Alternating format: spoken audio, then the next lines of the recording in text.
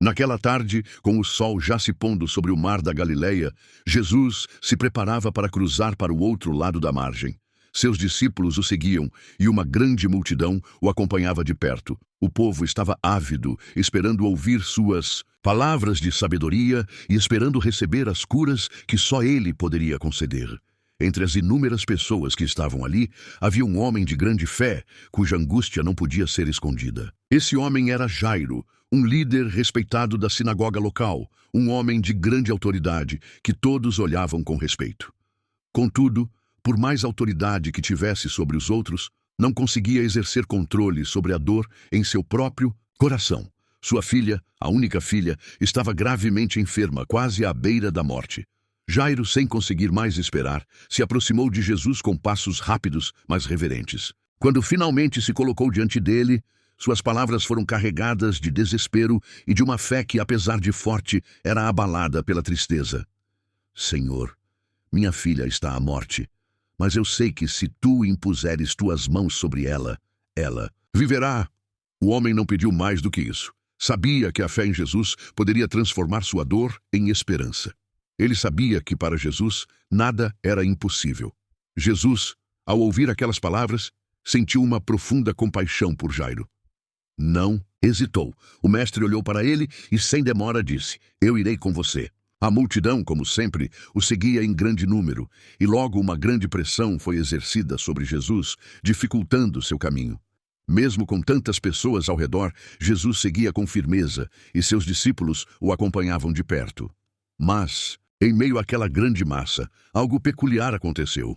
Uma mulher que estava ali, entre os muitos que cercavam Jesus, fez algo que ninguém poderia imaginar.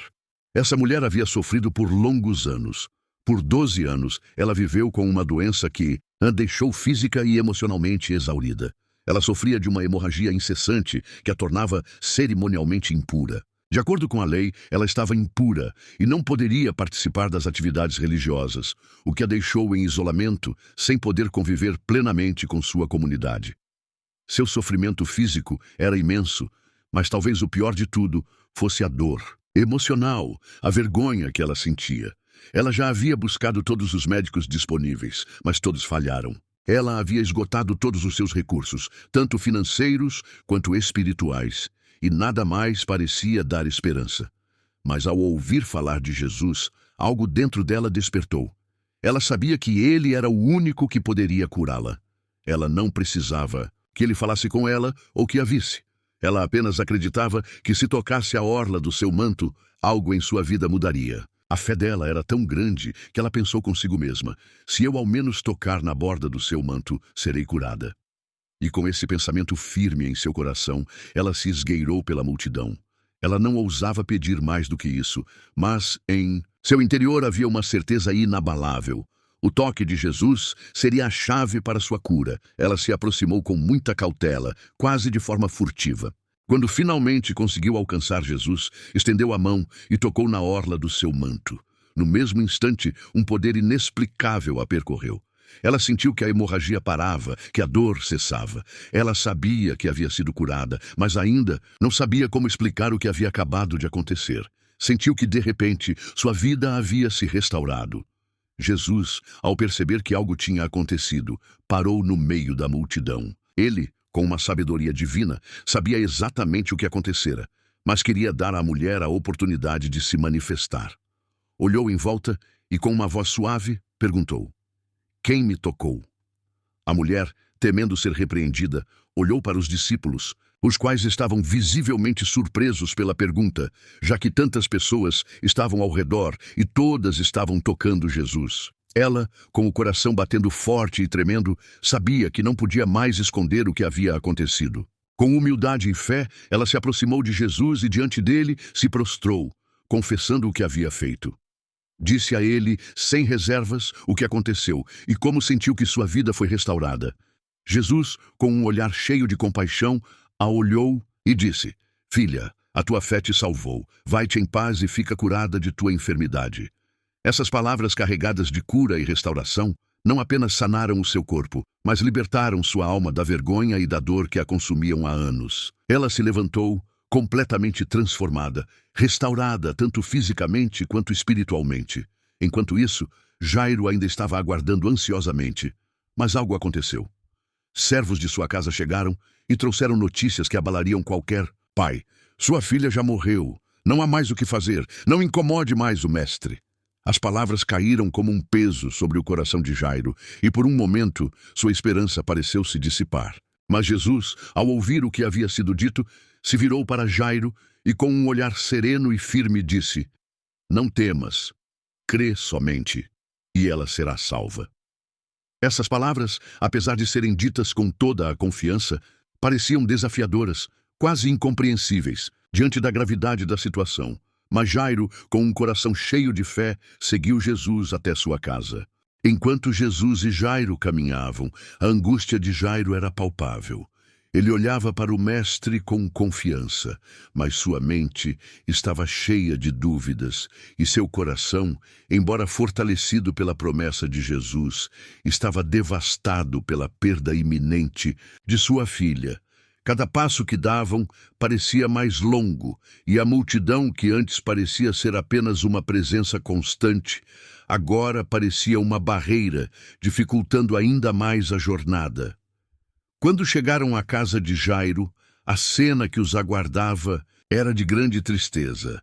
O som do lamento preenchia o ambiente. Os parentes e amigos de Jairo estavam em grande agitação, chorando e lamentando a morte da jovem.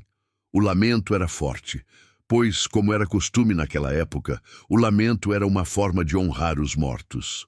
Mas o choro também era de dor e desesperança, como se a morte tivesse levado algo mais do que apenas um corpo, mas também a própria esperança de todos ali presentes. Jesus, ao observar a cena, foi direto ao ponto. Ele olhou para os que estavam lamentando e disse: "Não choreis, ela não está morta, mas dorme." A multidão, confusa e incrédula, começou a zombar de Jesus. Como ele poderia dizer tal coisa? Todos ali viam claramente que a jovem estava morta. Mas Jesus não estava falando da morte física. Ele estava falando do poder de Deus que transcende a morte. Ele estava dizendo, com sua autoridade divina, que a morte não era o fim para aqueles que creem em sua palavra.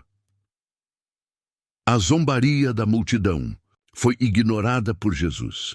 Ele não estava ali para se submeter à incredulidade dos homens, mas para demonstrar o poder do Pai Celestial. Com uma autoridade calma, mas imensamente poderosa, ele mandou que todos saíssem da casa, exceto os discípulos Pedro, Tiago e João, e o pai e a mãe da menina. Eles foram conduzidos até o quarto onde a menina estava deitada, já coberta, sem sinais de vida.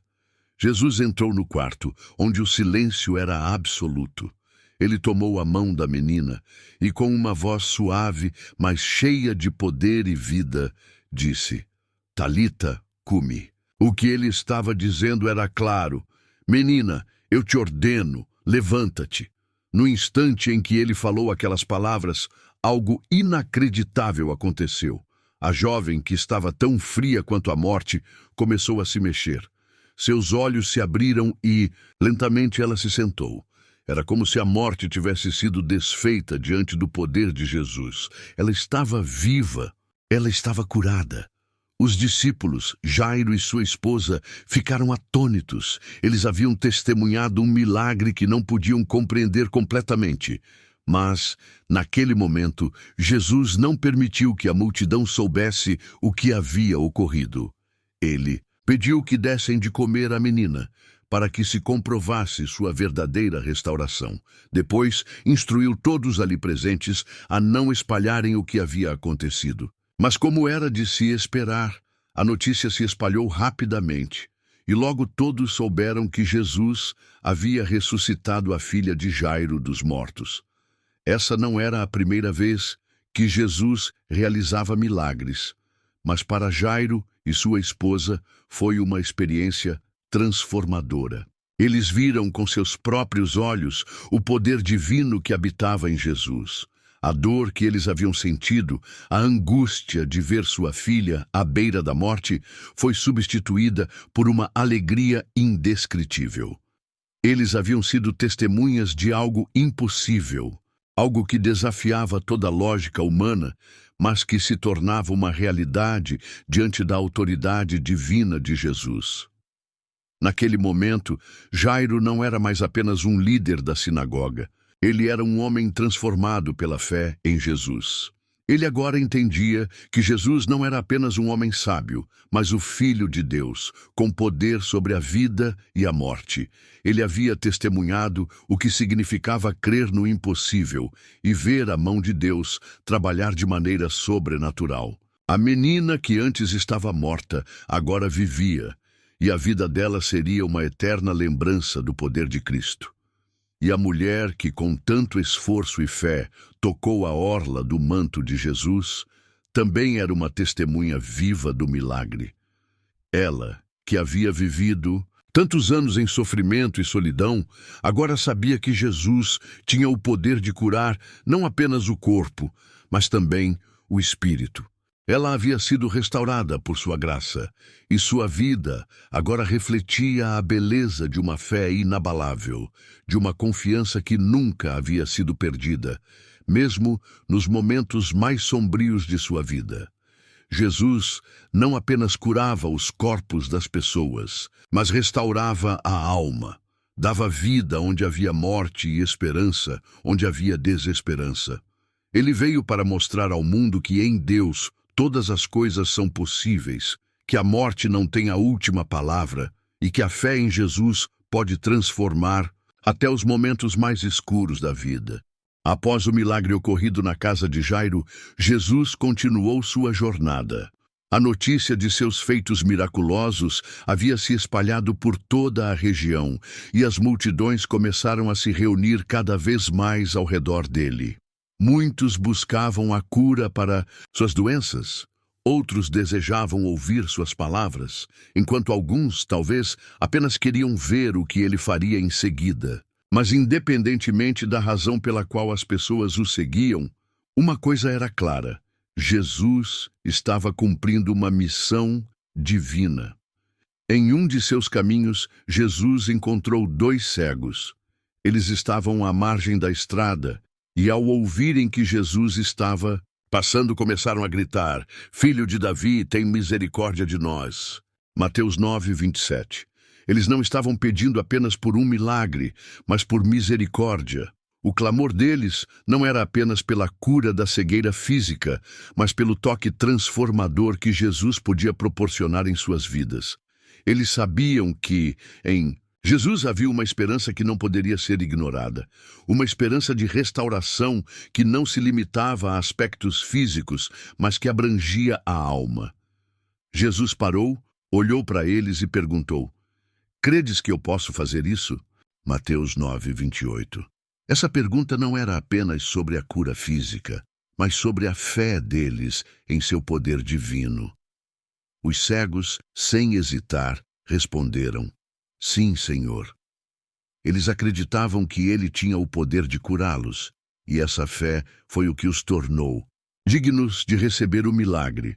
Jesus tocou os olhos deles e disse: "Seja feito segundo a vossa fé." Mateus 9:29. No instante em que ele falou essas palavras, os olhos dos cegos se abriram, e eles puderam ver pela primeira vez em suas vidas. Eles não apenas receberam a cura física, mas também a confirmação de que Jesus era verdadeiramente o Filho de Deus, aquele que tem poder sobre tudo, até sobre as limitações humanas mais profundas. O milagre que aconteceu com os cegos não foi um evento isolado, mas mais uma demonstração do amor e do poder de Jesus em ação. Ele curava, restaurava e transformava as vidas daqueles que creram nele. Não se tratava apenas de curar doenças, mas de restaurar a dignidade, a esperança e a fé nas pessoas. Ele estava cumprindo sua missão, tocando os corações, oferecendo a paz de Deus a todos aqueles que o seguiam com fé.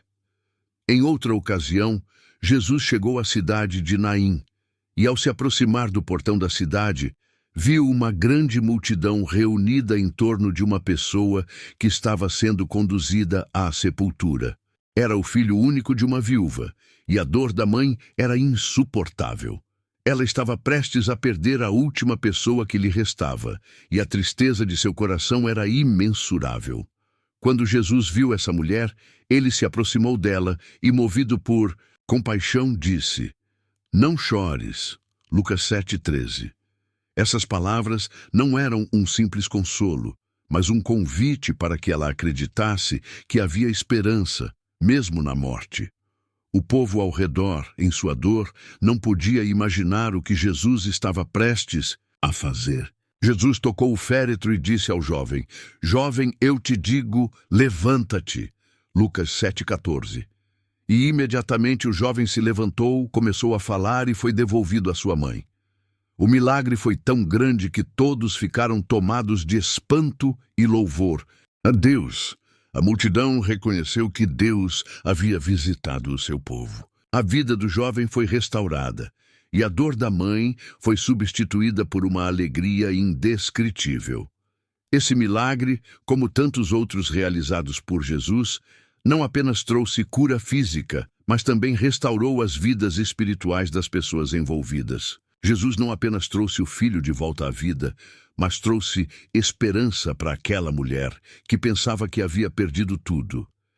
Ele a fez perceber que, mesmo na morte, há esperança quando se confia plenamente em Deus.